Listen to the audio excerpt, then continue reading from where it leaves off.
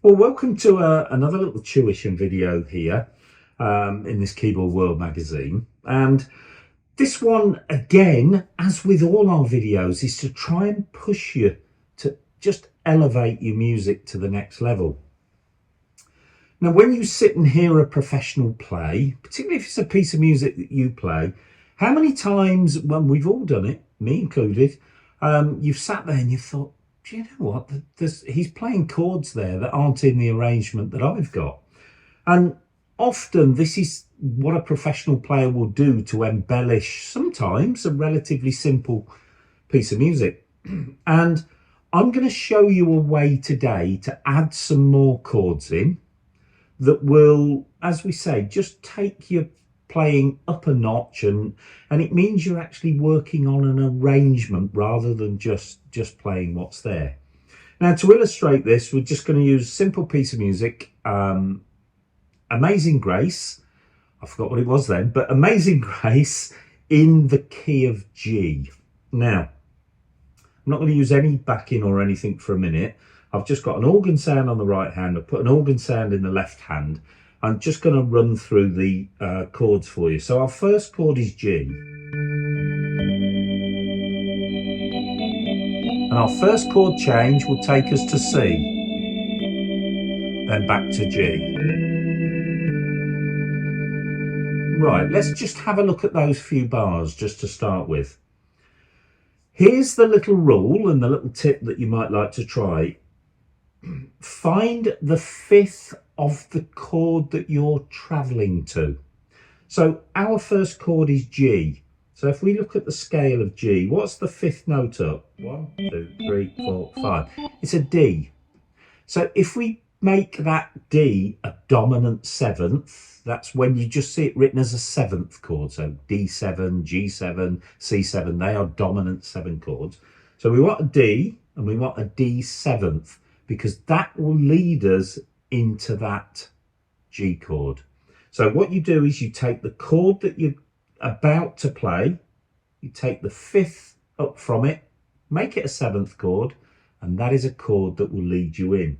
So on this little pickup note that we've got before our first chord comes in, why don't we try that D7, because that's what we've just discovered by our method will lead us into G. And it does. Now the next chord we're travelling to is C. So let's use exactly the same rule. What's 5 up from C in the scale of C? 1, 2, 3, 4, 5. It's G. So let's make it a G seventh. Well, we're already on G. So what if we add that seventh in just before we go to that C chord? Let's have a listen to this. So remember our little pickup note, we've now discovered we can put a D7 on there. Let's make it a G7. Oh, that's nice. That leads us to C. Now we're going back to G. We've already found out our fifth up from G was D. So I wonder if we could put that D7 in again. Let's try it. Let's go right from the beginning. So our pickup note has a D7. That leads us to G.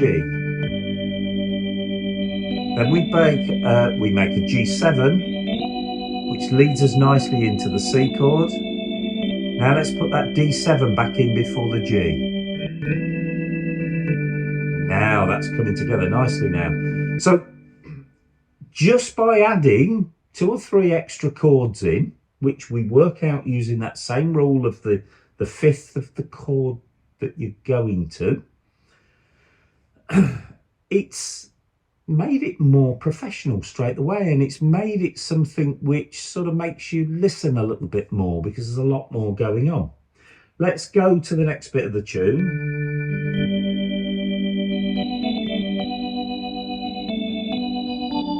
Now we're going to a D7. So this is a different one. We haven't done this so far. So what is 5 up from D in the scale of D? It's an A. So we need an A7 that will take us to that chord. So let's try and see if we can do it.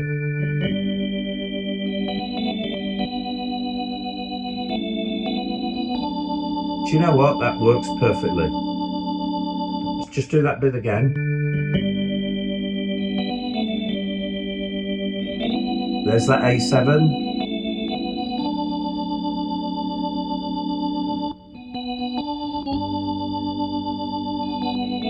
Let's pop the G7 in because I know we're coming up to a C chord. Now we're going back to G, so let's put the D7 in. Here's our pickup note again.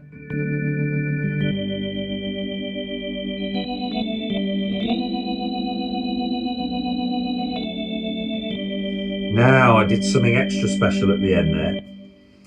We've been looking at just playing the fifth, or finding the fifth and making it a dominant 7 to lead us into that chord. But actually in music, one of the most common used chord progressions is called a 2-5-1. Well, we've done a 5-1 so far. So where does the 2 fit in?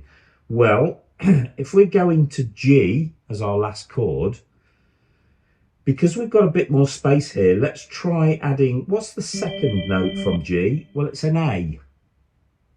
And we know the fifth note is a D. So we need a type of A chord, our D7 chord, that takes us back to G. Well, the A should be a minor chord, or a minor 7th ideally. And that makes a 2-5-1. So if we just listen to the chord sequence, so if we play A minor 7, D7 to G. How many times have you heard that progression? It happens thousands and thousands of times. It's almost like an ending on its own, isn't it? So A minor 7.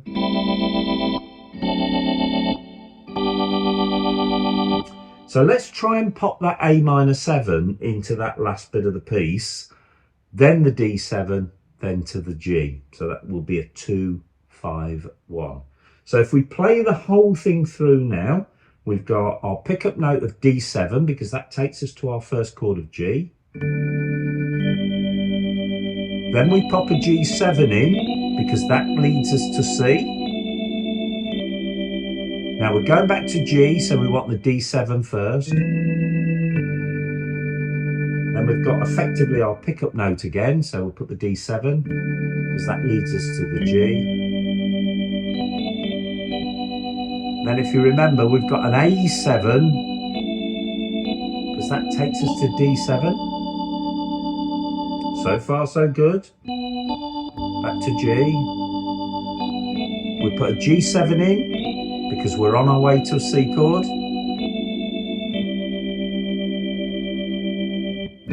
D7, G, D7. Now here's our 2-5-1. A minor 7, D7, G.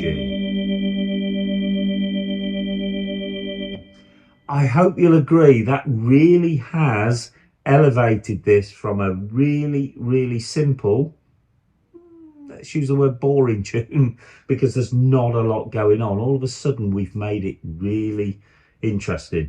I'm just going to put the rhythm together with that, and we'll let's use a break just to lead us in.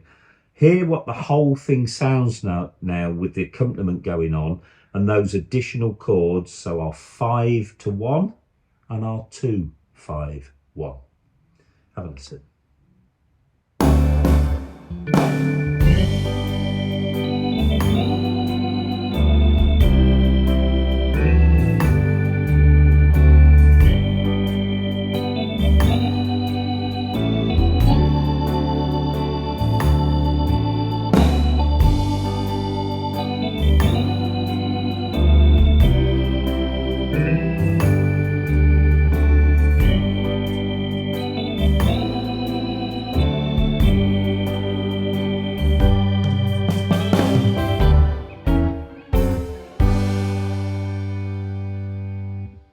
So have a go at it. Certainly try the 5 to the 1. And if you're really, really feeling I can do this, have a go at the 2-5-1. Hope you find that interesting. Applies to any keyboards. So have a go at it. You will continue to improve your playing if you follow these lessons. Thanks for watching.